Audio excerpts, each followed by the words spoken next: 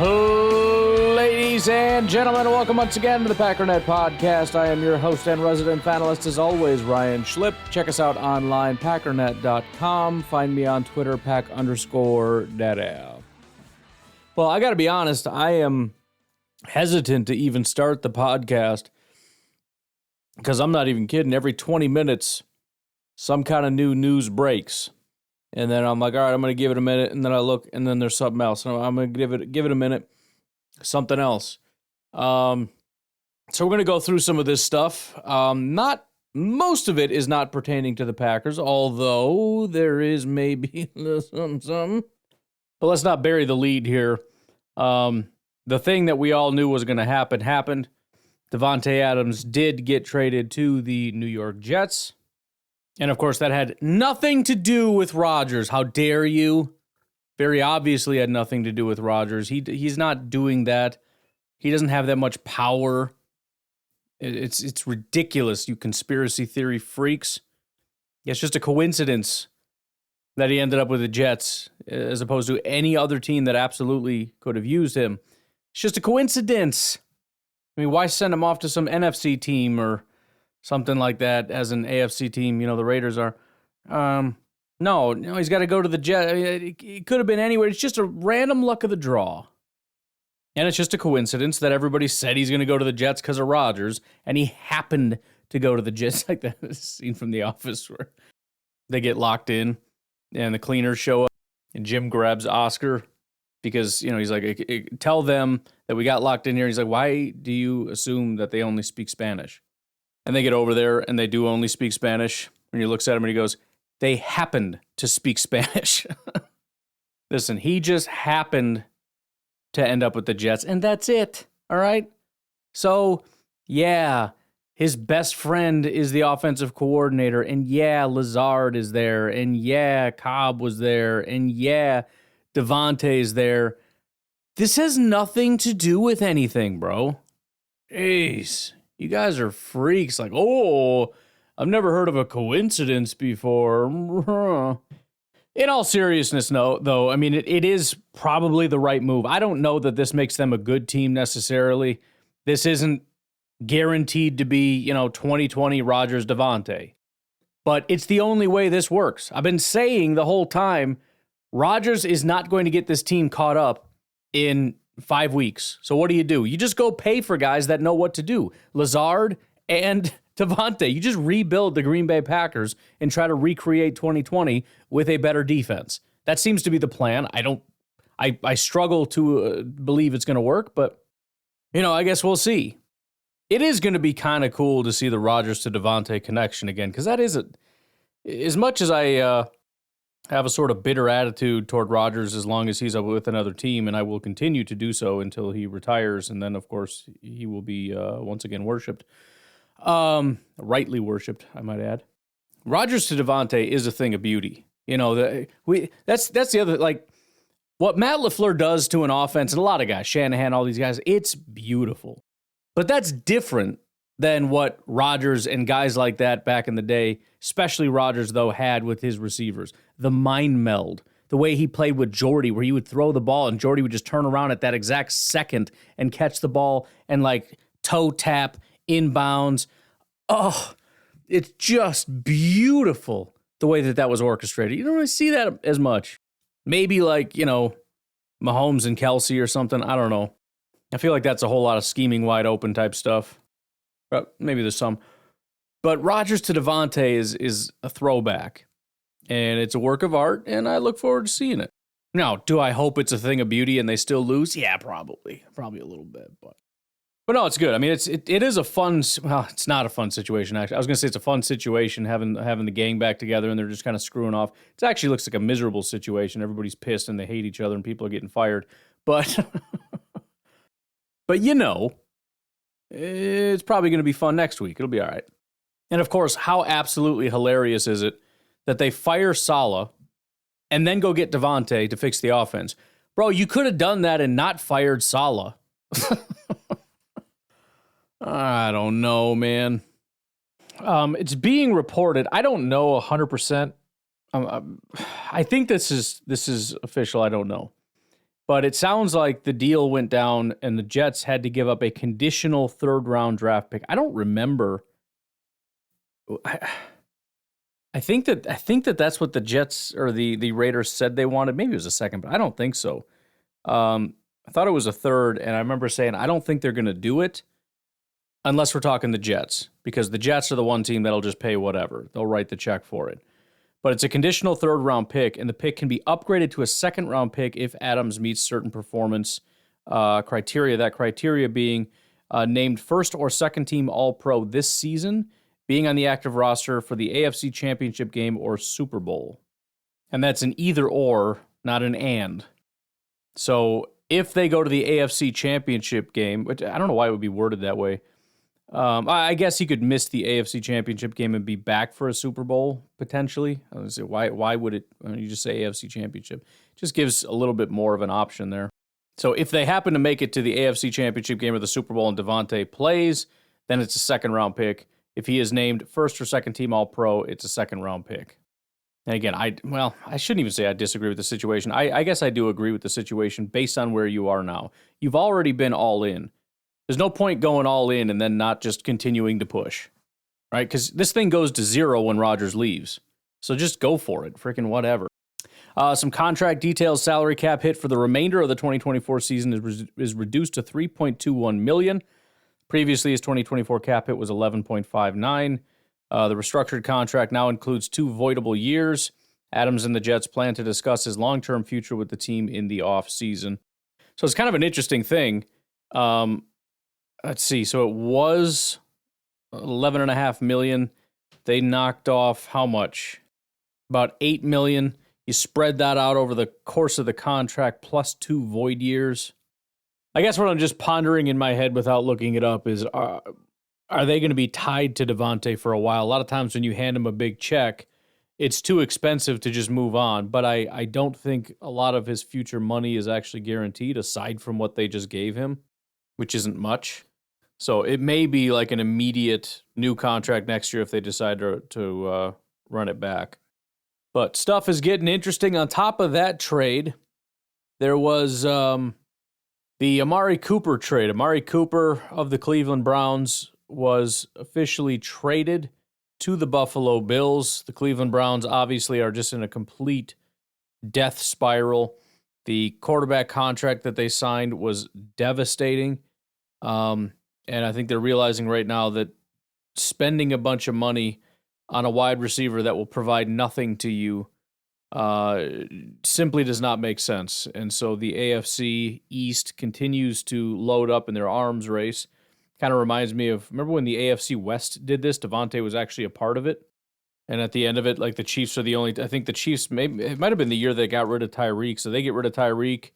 Las Vegas gets Davante. I forget exactly who else was going out there, but it was just a massive haul for a bunch of teams. And then the Chiefs just ended up continuing to beat the crap out of them, and everybody else still sucked. So we'll see if the AFC East has a little bit more success. At least the Bills are already a good team. But Browns are going to get a 2025 third-round pick, 2026 seventh-round pick. The Bills will get a 2025 sixth-round pick from the Browns as part of the deal. So, I mean, Davante to Rodgers was the biggest news. I actually think the Amari thing is probably bigger, although there is the capability that the Jets become a powerhouse with Davante. The Bills already are a very good team. And adding a guy like Amari probably going to massively benefit them. So, anyways, the chips are in motion. A lot of questions were asked about the Green Bay Packers. Are they going to do anything?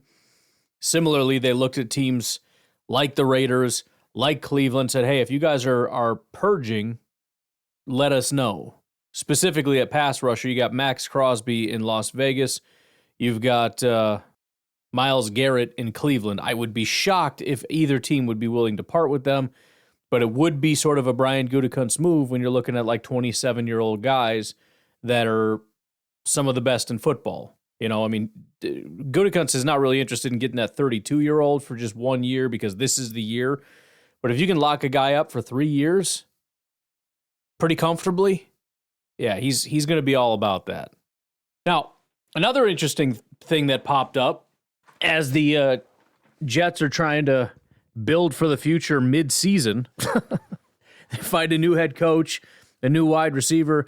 They gave Hassan Reddick permission to seek a trade, which is just hilarious. They gave up draft compensation for a guy that never showed up, and now they're going to let him go out there and find a new team, which, again, Green Bay, I'm just saying, it's worth a look. He is a pretty good pass rusher. Seems to be maybe a little unstable, so I don't know if that's the best thing in the world, but something to consider.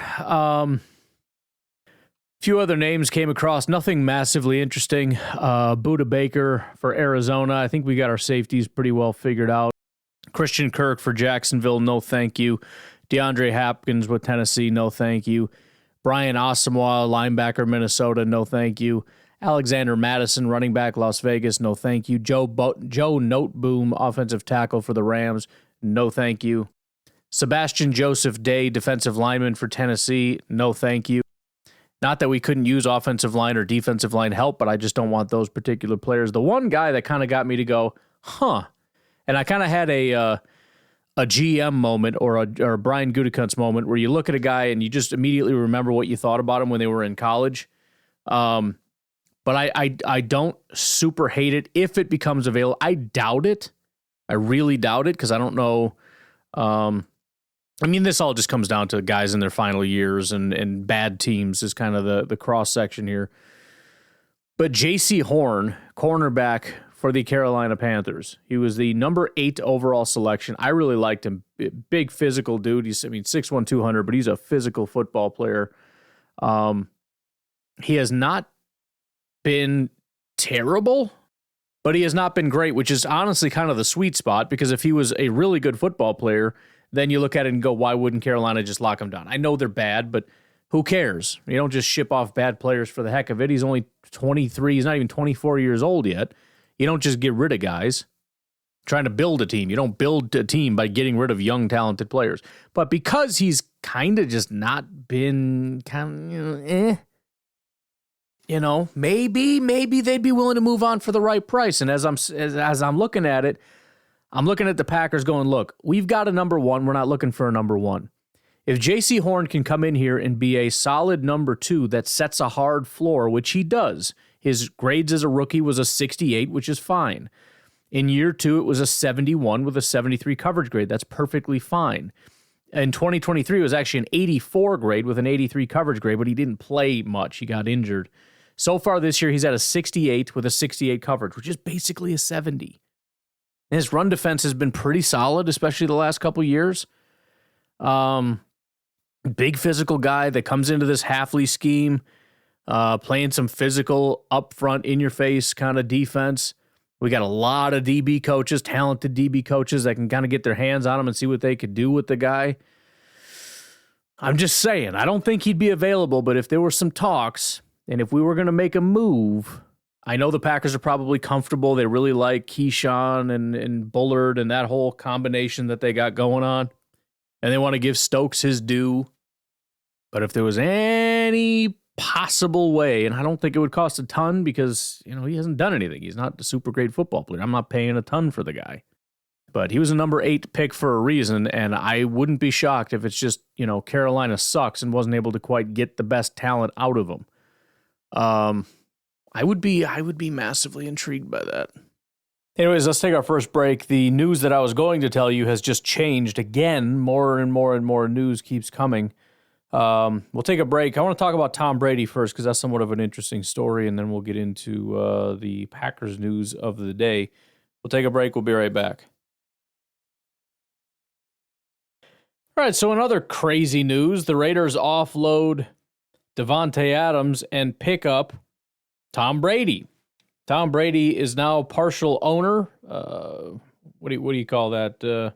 Minority owner of the Las Vegas Raiders, which is fantastic because I believe he was paid like $300 million to be a broadcaster.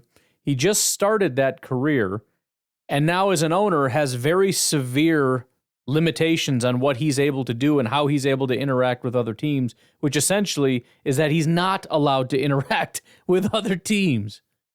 Via Bleacher Report, Here are some of Brady's restrictions. Number 1, he is not permitted to be in another team's facility. How does that work? So he's just got to be like holed up in a studio in Las Vegas? Number 2, he is not permitted to witness practice. I mean, you can maybe get by with that, but I feel like if you're going to be an announcer, you want to, some of these guys, they'll shoot videos at people like during training camp and stuff. They'll be there on the scene reporting, not Tom Brady. Number 3, he is not permitted to attend broadcast production meetings either in person or virtually, which is a critical part of doing your job, is to show up, meet with the team, and discuss the different players and all these different things. That's why in every football game, they start talking about, when I talk to the coach about this kid, let me tell you about this kid. This kid is something special. The team is really excited about him, blah, blah, blah, blah, blah. Tom Brady can't go to that meeting. He is prohibited from publicly criticizing game officials and other clubs. Listen, one of my biggest pet peeves is the constant, sometimes refs get it wrong, but I'm so tired. Not only do I have to suffer through the refs, but then I have to suffer through the announcers getting that wrong. Like somebody will hold one of the Packers wide receivers and they're like, I don't know, I think that was a bad call. Everybody shut up. But think about that. I mean, is he going to even be allowed to comment on the officiating? I mean, technically, he's allowed to essentially just say what happened, but he can't comment on his opinion on it. And I would be terrified if I was part owner to even comment for fear of overstepping and getting in major trouble and getting my organization in trouble. But he's also not allowed to criticize other clubs. That just makes for a great broadcaster, doesn't it? What more do you want in a broadcaster than a yes man that says that everybody's great? Oh, the team's done a great job. This is a great decision. Everything that everybody's doing is great. The referees are doing a great job. Everything's perfect. Yeah, I'm going to trust that analysis from a guy who's contractually bound to never say anything negative about any other teams or the refs. He's also subject to the NFL's gambling policy, which I don't know, that doesn't super matter, and I feel like the only thing that did is make me think, so wait, are the other guys gambling? Like, what the heck is going on? And he is subject to the NFL's anti-tampering policy, which doesn't seem like it would be a big deal, but the more you think about it, it kind of is. It's a scary thing with a lot of dangerous situations there where you've got a guy who is again, he's in the media realm. He's going to be talking to teams and players and everything else. But there are going to be times when he's not allowed to talk to people. And if he has, and how bad is it going to be? Every time they pick somebody up, they're going to ask, did Tom Brady talk to that person? It's just a freaking mess. And by the way, whatever group picked him up, I don't know who it was that picked up Tom Brady, paid him all that money. Somebody made a big mistake by not including in his contract, you're not allowed to be like part owner of a team. Which he never would have signed that contract because he's been trying this for a long time. We've heard all about the Miami Dolphins and the Raiders for a long time. He's been looking at partial ownership in these teams. But anyways, there's that. Other news and notes around the NFL. Apparently, Justin Fields is about to be replaced, which is certainly a pretty interesting situation because Russell Wilson is not a good quarterback. Not as Justin is neither, but to replace a guy when you're winning football games with a known bad quarterback, I don't know, man. I guess the good part about that is that Justin's been decent. And if you pull him now, sort of stop the count, as they say, Justin ends as maybe the best season he's ever had as a NFL football player. He ranks 16th with a 70 passing grade and a 71 PFF grade. Actually, no, I'm sorry. 60, I was looking at Dalton. 67 passing grade, 71.4 overall. About the same thing. Doesn't matter. Decent season. 16th best passing quarterback. And What do we got for Fields here? Oh, still 16th. 16th best overall quarterback. That ain't bad. Beyond that, Caleb is 23rd. So, yeah, go ahead. Stop the count. It's been a good day. And we'll just leave it alone, man. Caleb's struggling to climb the ranks, going through 3 of the worst defenses in football. Literally 1, 2, and 3. Worst defenses. And Caleb can't even pull himself into like the top 20. He just can't even do it. But anyways, we'll see how that goes. Tomlin always finds a way, so I'm sure they'll be fine. A couple other little tiny things here that I saw that I thought were pretty funny. This is via Todd Archer, ESPN NFL Nation reporter, covers the Dallas Cowboys. From ESPN Research, the Cowboys have allowed 167 points in their last 4 home games.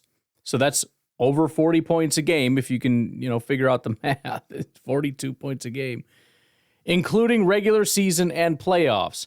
That is the 3rd most over a 4-game span at home in NFL history. Oh, and then finally, this is Texans head coach DeMeco Ryans on Packers quarterback Jordan Love. He says he will be the best quarterback we've seen this year. Not only is that very specific high praise, they played the Bills 2 weeks ago. Now, I've mentioned before, coaches just say nice stuff. They just, say stuff to say stuff.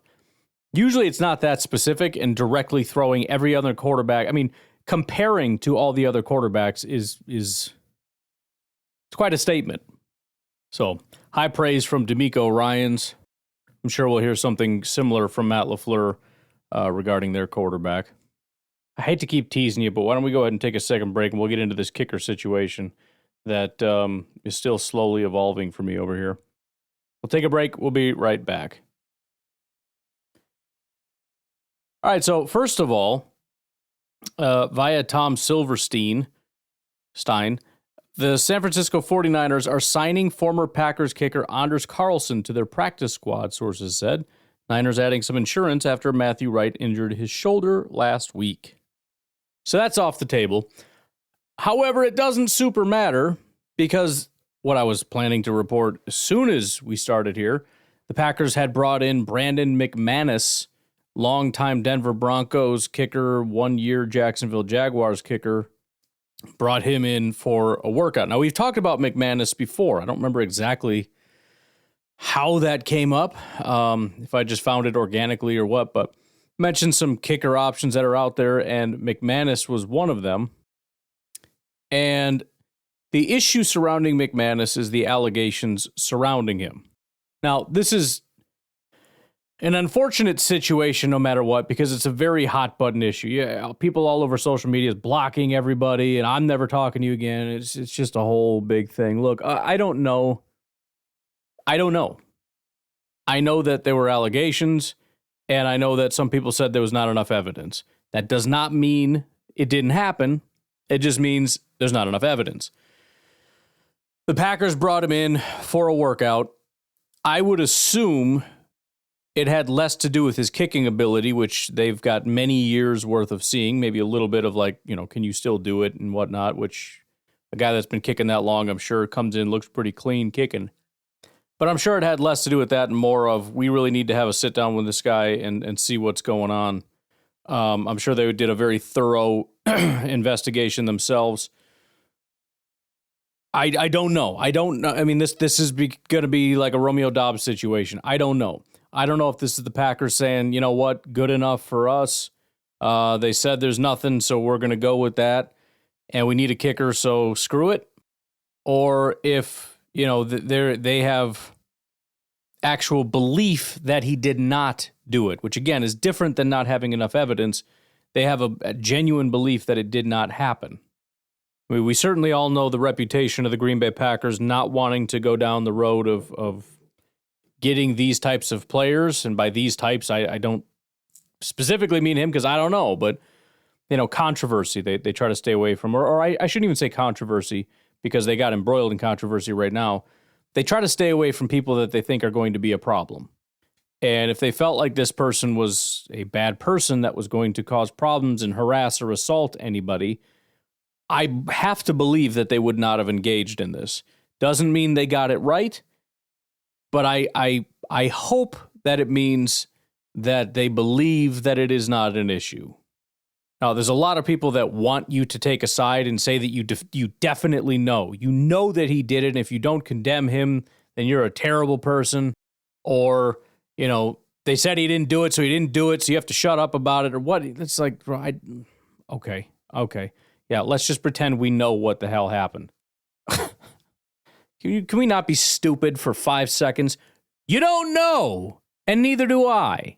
Nobody has spent 5 seconds looking into the actual allegations, but of course, we're all experts in the situation. I don't know what happened, but I do know, as we cut through the fog here, we've got ourselves a kicker. Now, the issue is a lot of people are saying, well, he's no better than what we had with Anders Carlson. Now, as a person that has been saying or had said for a long time, I didn't want to get rid of Anders Carlson. I feel like I was the only one. Welcome to the club, everybody. Hello, nice to see you.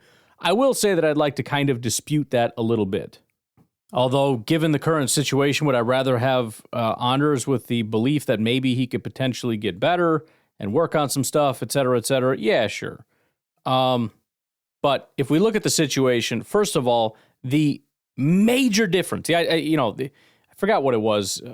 People had posted, let me see if I can find his career field goal average is 81.9%. Anders last year it was actually 80.6. I don't know where people are getting that he had a slightly higher field goal percentage. He did not. It was a lower field goal percentage. People are saying like 81.5 or something. That must have been the regular season. Maybe people were not including the postseason where he missed a kick in San Francisco. That would be my guess. But anyways, people are like, well, it's a slightly worse field goal percentage. We could have just had Anders. This is stupid. That's silly. Although there are similarities, there are also major differences. First of all, when you look at Anders Carlson, what was the biggest issue? He was 41 of 47 on extra points. That's bad. That's 87% on extra points. When it comes to Brandon McManus, he was 35 of 35 in 2023.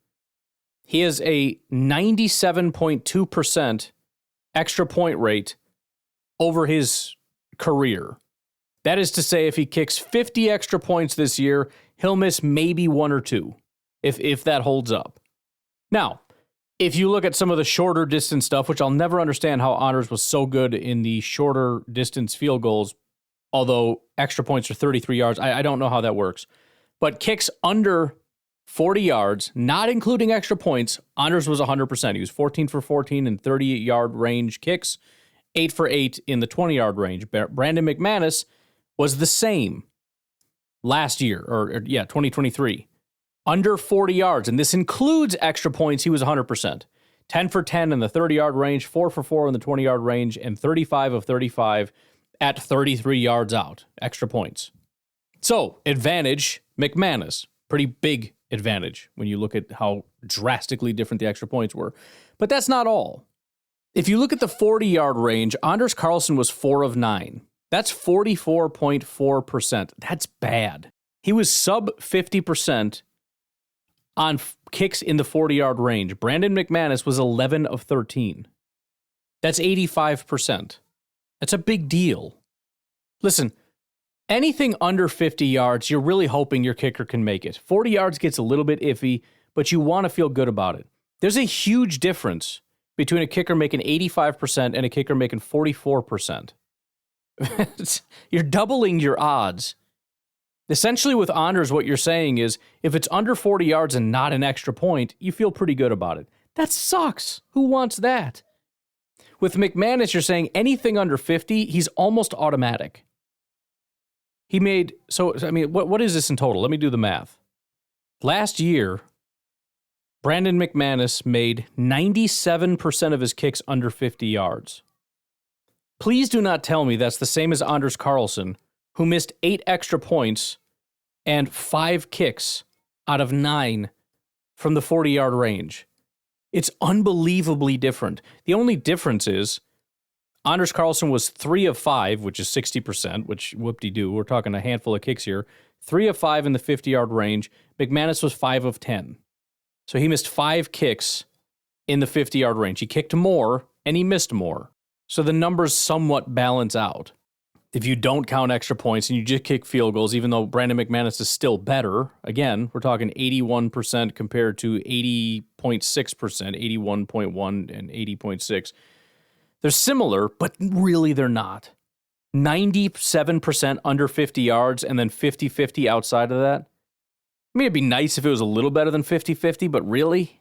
I don't care who your kicker is. More than 50, you're looking at relatively a coin flip. If you want it to be better than 50% ideally, but this is perfectly fine. In fact, it's significantly better than perfectly fine. Now, it's not to say he's going to be what he was in 2023. He's had some years that are better than others. But to be clear, Anders Carlson, just from a grading standpoint, was given a 42.4 grade. That is significantly worse than any grade Brandon McManus has ever had. In his worst year ever, let's just say not including his rookie year. I mean, his rookie year was a 50.5. His worst year ever, outside of that, and it was only one bad year, was in 2017, 52.9. So or you can go back to 2014, but which was his rookie year. But outside of that, he's like a 70 every single year, with 2021 being his best year. 97% on extra points, just missed one, 33 of 34. And was 26 of 31, 84% on his field goals. He made everything under 50 with the exception of one kick under 30 yards. It was for whatever reason, but was 5 of 9 in the 50-yard range. He's just always been a solid kicker. And also, as much as it feels like the guy's been in the league for 100 years, he's only 33. This is not a 42-year-old guy. He's 33 years old, and in kicker years, he may as well be like a 26-year-old running back. So, there's no guarantees. He may, considering the stuff he's been through and everything else, maybe he's going to have a bad year. Maybe the wheels have fallen off. You never know what could possibly happen. But if this guy can come in and just be what he's always been, the kicker situation is fixed. That's the bottom line. And then it just kind of comes down to how is this going to go with his situation? Is there going to be a mass revolt among fans? Is this going to be a thing where no matter what, there's a shadow cast over it? Every time he makes a field goal, we're going to hear the announcers talk about the allegations. Like, I don't know how this is going to go. We're going to have to see how that all shakes out. But we've been begging the Packers to make a change. They made a change, and I don't think there was a better kicker. In fact, I'm positive there was not a better kicker available. The only reason this guy was available is because of his legal situation. A guy like this would never have been available in different circumstances. So depending on how things go, who knows? He could be our kicker for the next 5 years. This is a serious issue. I think Gutekunst recognizes the severity of it. We've got a team that's performing. We've got a defense that's performing, and you know how significant that is. Like I've mentioned before, you look at the last several times the Packers had like a top 10 defense, they won Super Bowls. Or it was like top 5 or something. Like the last 3 times we had a top 5 defense was 96, 2009, 2010. We got 2 out of 3 Super Bowls. That's not exactly what it is, but it was something like that. I don't remember the exact statistic I was looking at, but it's a big deal to have a defense that's working. When you're Gutekunst and you're sitting there going, holy crap, the defense actually looks kind of good, and the offense is really starting to click here. And so far, fingers crossed, knock on wood, the whole thing, health has been kind of on our side. Kicking is a massive problem. We have the opportunity to just snap our fingers and have a solid kicker. I just, I don't know. But they did it. So there you go.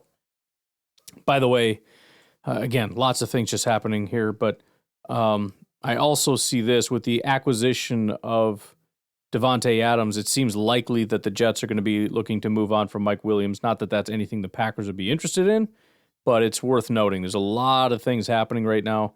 It's definitely getting the juices flowing a little bit in terms of like stuff is happening. You know what I mean? And the Packers were technically involved, but you got to wonder. There's a lot of teams, with the trade deadline approaching. Trade deadline, by the way, November 5th. So we're looking at, 2 weeks, a little over 2 weeks, 3 weeks, whatever. A lot of teams are starting to recognize their season is done, and they've got to start moving on from some players, seeing if they can get some draft capital because they're going to be picking high and they need to kind of rebuild their teams. And this guy's not going to be a part of it, so we might as well try to trade him for some value. Packers are a team. I know they don't usually get involved in this as aggressively as some other teams, but you got to wonder. It depends who's out there, depends what people are looking for. Again, Hassan Reddick is there if that becomes a thing. I mean, look, I'm not saying that they're not going to get this thing figured out, but Preston is seemingly on the way out. Lucas has not performed the way you'd like him to.